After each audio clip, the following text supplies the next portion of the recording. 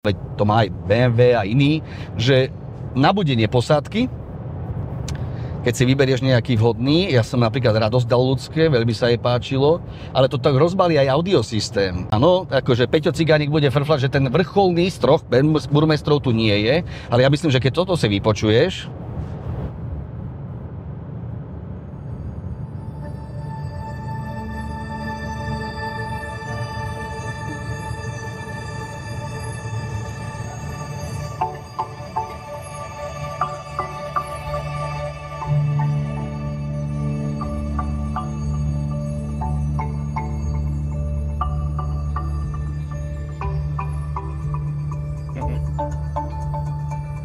je to pekné, je to príjemné. Opísal by som to ako veľmi city zvuk s veľmi výkonným prejavom, čiže aj pri tom vrcholnom zvuku, volume, hej, tak ide krásne čistočko. Žiadne skreslenia, nič, aspoň ja to nepočujem.